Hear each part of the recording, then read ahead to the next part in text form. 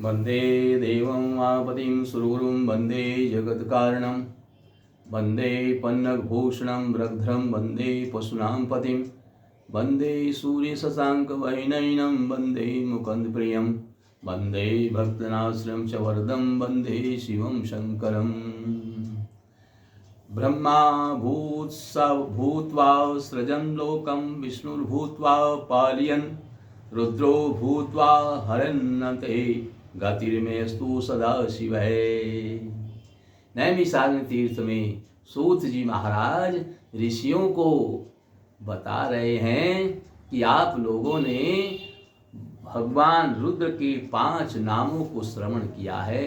भगवान शिव ने 11 रुद्र अवतार लिए, उनमें 5 को आपने श्रवण किया है, जिनके श्रवण करने से आपके सारे संकट दूर हो गए हैं, आपने महान शांति को प्राप्त किया है। अब मैं आपको छठे स्वरूप को, जिनको सदा शिव कहा गया है, उनको श्रवण कराऊंगा। सदा शिव को श्रवण करने से आपके तीनों लोकों के ताप पाप नष्ट होकर के आपको परम शांति की प्राप्ति होगी।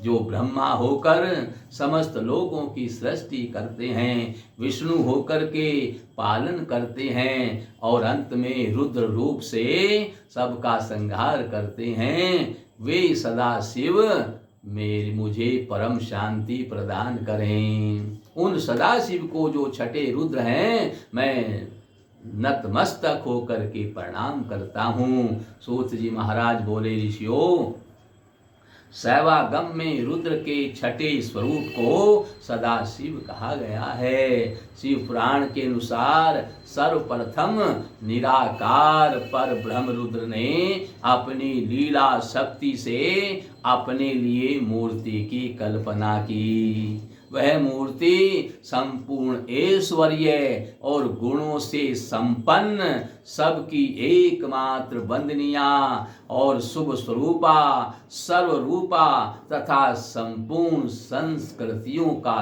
केंद्र थी। उस मूर्ति की कल्पना करके वह अद्वितीय ब्रह्म अंतर्हित हो गया। इस प्रकार जो मूर्ति रहित पर ब्रह्म रुद्र है, उन्हीं के चिन्मय आकार सदा शिव हैं। प्राचीन और अर्वाचीन विद्वान उन्हीं को ईश्वर कहते हैं। एकाकी विहार करने वाले उन सदा शिव ने अपने विग्रह से स्वयं ही एक स्वरूप भूता शक्ति की सृष्टि की। एकाकी विहार करने वाले उन सदा शिव ने उस शक्ति को, वह जो शक्ति है, उसका नाम अंबिका रखा। अंबिका नाम की शक्ति को उन्होंने प्रकट किया। उसी को त्रिदेव जननी, नित्या और मूल कारण भी कहते हैं। और वह शक्ति सदा शिव के द्वारा प्रकट की गई। उस शक्ति की 8 भुजाएं हैं। वह अकेली ही 1000 चंद्रमाओं की कांति धारण किए हुए है। वह सबकी योनि है। एकाकिनी होने पर भी वह अपनी माया से अनेक रूप धारण करती है। और जो सदाशिव हैं, उन्हें परम पुरुष ईश्वर और महेश्वर कहते हैं। शिव पुराण के अनुसार वे अपने मस्तक पर आकाश गंगा को धारण करते हैं। उनके भाल देश में यानी मस्तक पर चंद्रमा शोभा पाते हैं। उनके 5 मुख हैं और उनके प्रत्येक मुख में 3 नेत्र हैं। वे 10 भुजाओं से युक्त हैं और त्रिशूल धारण करते हैं। उनके श्री अंगों की प्रभा कपूर के समान गौर वर्ण और भस्म से विभूषित है।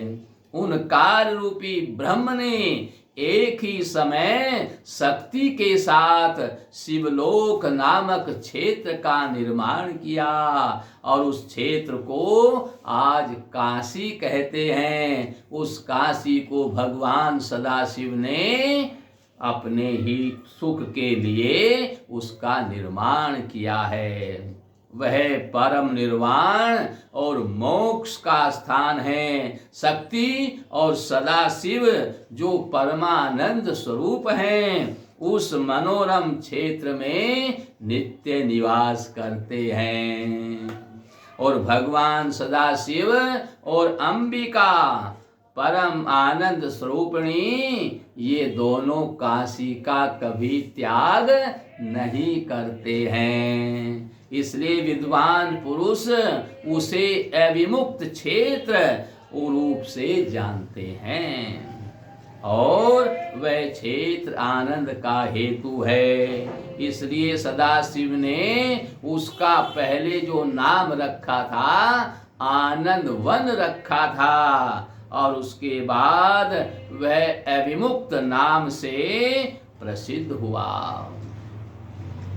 फिर भगवान सदाशिव स्वयं ही ब्रह्मा होकर के सृष्टि को रचते हैं और ये सदाशिव स्वयं ही विष्णु बनकर सृष्टि का पालन करते हैं और ये सदाशिव स्वयं ही रुद्र बन करके संहार करते हैं।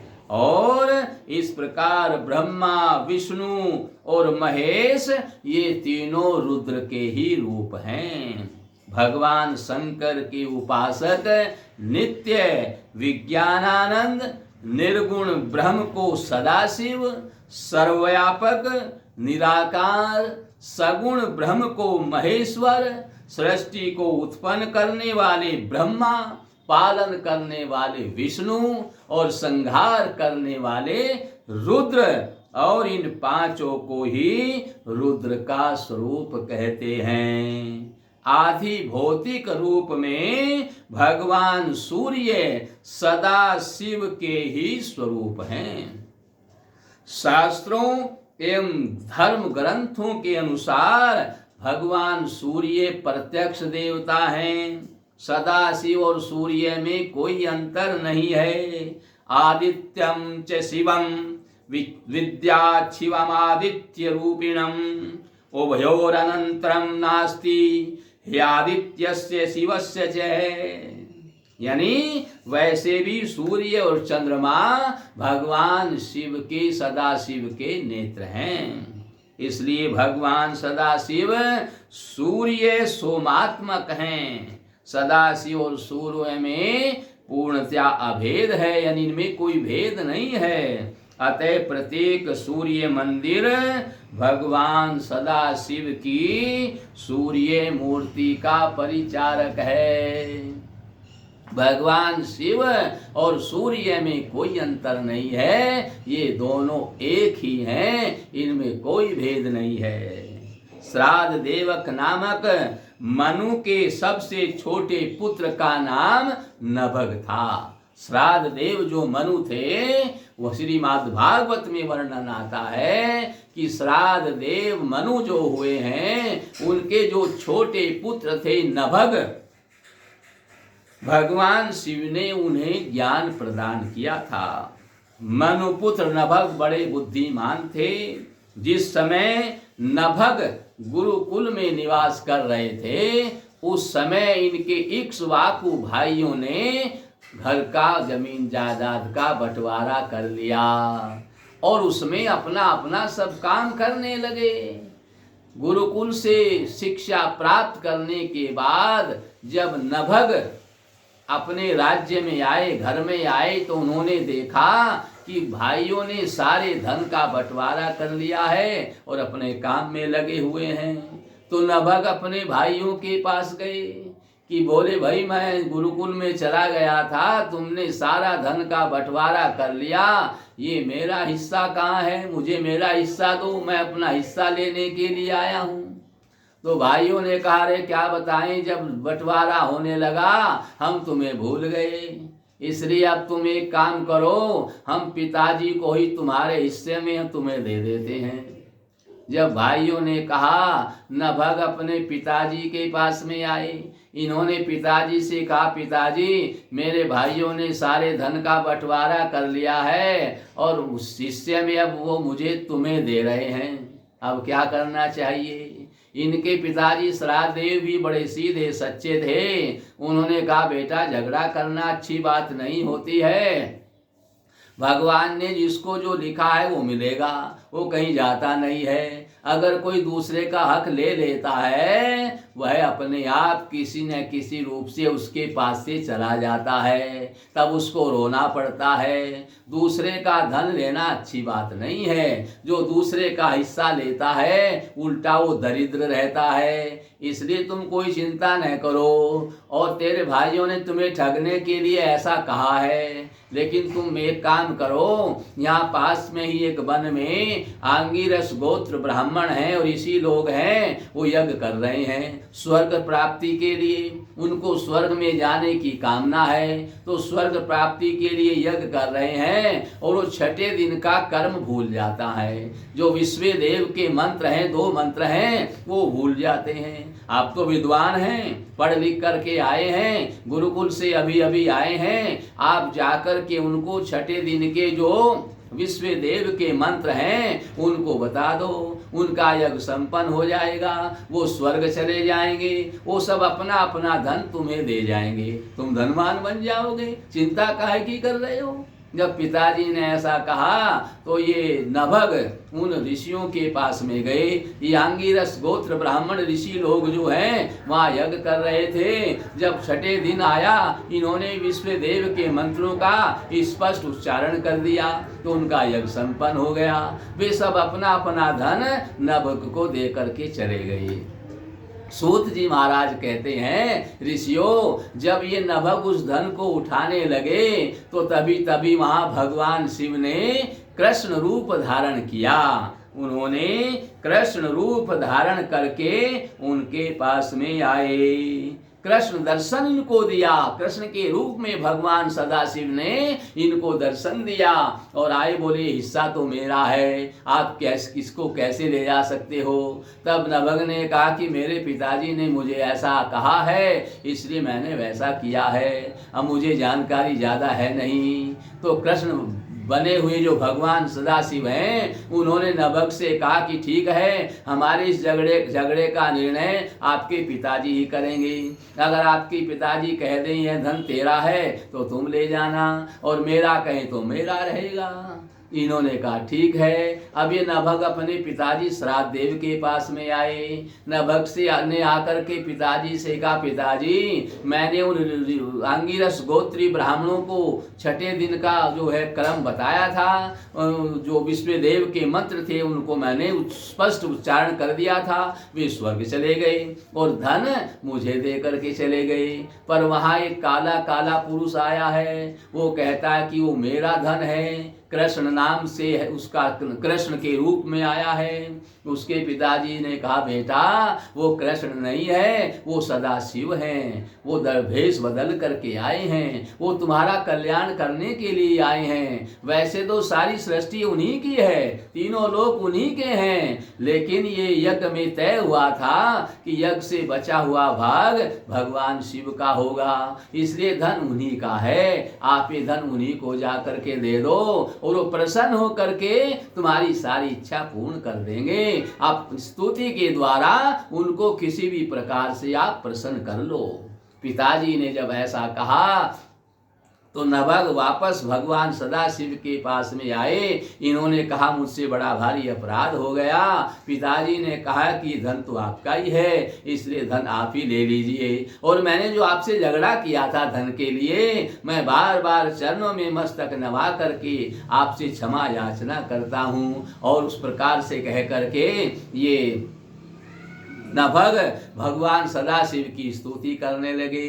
इन्होंने कहा, जय शिव शंकर, जय गंगाधर करुणाकर करतार हरे, जय कैलाशी, जय अविनाशी, सुख राशि सुखसार हरे, जय शशि शेखर, जय डमरूधर, जय जय प्रेमागार हरे, जय त्रिपुरारी, जय मधारी, अमित अनंत पार हरे, निर्गुण जय जय सगुण अनामय निराकार साकार हरे, पार्वती पति हर शंभो पाहि पाहि दातार हरे। इस प्रकार से नभग ने भगवान सदाशिव की स्तुति की तो भगवान सदाशिव प्रसन्न हो गए और बोले कि तुमने भी सत्य कहा, जो तुम्हारे पिताजी ने तुम्हें कहा वही का वही सत्य आपने मुझे आकर के कहा, और तुम्हारे पिताजी ने भी कोई लोभ नहीं किया, उन्होंने भी जो सत्य बात थी वो तुम्हें बता दी, और सत्य बोलने वाले से मैं सदा प्रसन्न रहता हूँ। जो सत्य बोलता है, जो अपने हक को भी छोड़ देता है, और जो किसी का हक कभी मारता नहीं है, और सच्ची सच्ची बात बताता है, किसी भी प्रकार का लोभ न करके, चाहे उसे हानि हो चाहे लाभ हो, और सत्य बात कह देता है, मैं उससे हमेशा प्रसन्न रहता हूँ। भगवान सदाशिव बोले, मैं सदा उसी से प्रसन्न हूँ जो अपना लोभ न देख करके सत्य बोलता है और सत्य पर अटल रहता है, अपना नफा नुकसान कुछ नहीं देखता है, कोई मोह माया किसी प्रकार की देखता नहीं है। मैं ऐसे व्यक्ति से सदा प्रसन्न रहता हूँ, इसलिए मैं आपसे प्रसन्न हूँ और ये सब धन आप ही ले जाओ। इस प्रकार कह करके सदाशिव ने इनको सारा धन दे दिया और इनको भगवान रुद्र ने ब्रह्म तत्व का उपदेश भी किया। ब्रह्म तत्व का उपदेश भगवान सदाशिव ने जब नभग को किया और सारा धन दे दिया तो प्रसन्नता पूर्वक लौट करके अपने घर चले आए और बड़े आनंद से रहने लगे। इनके भाइयों को बड़ा पश्चाताप हुआ कि हमने भाई के साथ में जो धोखा किया है इसका बड़ा भारी हमें फल मिला है, हमें भाई के साथ धोखा नहीं करना चाहिए था। अब इनको बड़ा पछतावा हुआ और ये बार बार अपने भाई के पास में जाकर के क्षमा याचना मांगने लगे। लेकिन नभग ने कहा, भाई कोई बात नहीं, आपने जो कुछ किया वो अच्छा ही किया, आपके इस व्यवहार से कम मुझे भगवान श्री सदाशिव का दर्शन हो गया, उन्होंने मुझे ब्रह्म तत्व का उपदेश भी कर दिया।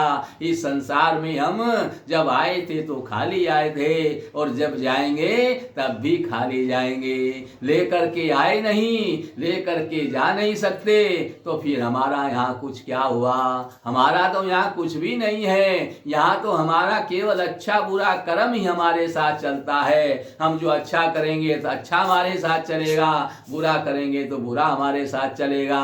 यहाँ संसार में हमारा कुछ भी नहीं है। इस प्रकार से इनको ब्रह्म तत्व का ज्ञान दे करके ये सब अपने अपने घरों को चले गए। सूत जी महाराज कहते हैं, ऋषियों, इस प्रकार से भगवान शिव ने कृष्ण दर्शन रूप भी धारण किया और सदा शिव जो छठा रुद्र अवतार है वो इन्होंने धारण किया।